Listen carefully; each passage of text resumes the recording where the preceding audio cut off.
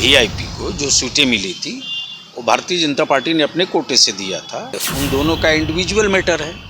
नमस्कार, आप देख रहे हैं लाइव सिटीज़ में हूँ आपके साथ शिवम। बिहार विधान परिषद की होने वाली 24 सीटों को चुनाव को लेकर जहां एक तरफ एनडीए में सीटों का बंटवारा हो चुका है, वहीं आपको बता दें कि बिहार विधानसभा की एक सीट बोचाहा में उपचुनाव होने हैं, जिसको लेकर भी जो बिहार की सियासत है वो तेज है। आपको बता दें कि बिहार विधानसभा चुनाव के वक्त वीआईपी पार्टी के उम्मीदवार मुसाफिर पासवान ने वहाँ से जीत हासिल की थी, पर उनके निधन हो जाने के बाद सीट खाली हुई है। ऐसे में लगातार बीजेपी नेताओं की तरफ से यह कहा जा रहा है कि बीजेपी ही अपने कैंडिडेट उतारेगी। इसी को लेकर जब आज हमने जेडीयू के एमएलसी गुलाम रसूल बलियावी से बात की तो उनका क्या कुछ कहना है, पहले आप वो सुने। देखिए, सिंबल तो वीआईपी का ही था, उम्मीदवार तो वीआईपी का ही जीता था।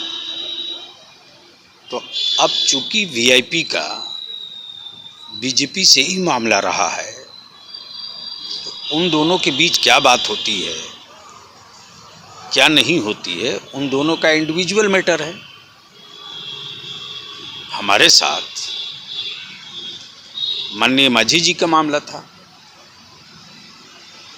हाँ, ये सही है कि बाई इलेक्शन में वो चाहे तारापुर हो या दरभंगा की कुशेश्वर स्थान हो, एनडीए घटक दलों ने जिस किसी व्यक्ति को जिस किसी पार्टी के सिंबल पर लड़ाया, सारे दल के लोगों ने मिल करके सामूहिक मेहनत की, सारे लोगों ने मिल करके सीट निकाला है। तो जिस किसी का भी सिंबल से प्रत्याशी खड़ा होगा, एनडीए इंटैक्ट होकर के उस सीट को निकालेगा। आपने कहा कि वो वीआईपी का ही वो सीट था, तो आपको लगता है कि वो वीआईपी को ही चुनाव लड़ना चाहिए? अब ऐसा इसमें हमको कुछ नहीं कहना, चूँकि वीआईपी को जो सीटें मिली थी वो भारतीय जनता पार्टी ने अपने कोटे से दिया था, और हम पार्टी को जो सीटें मिली थी वो जेडीयू ने अपने कोटे से दिया था।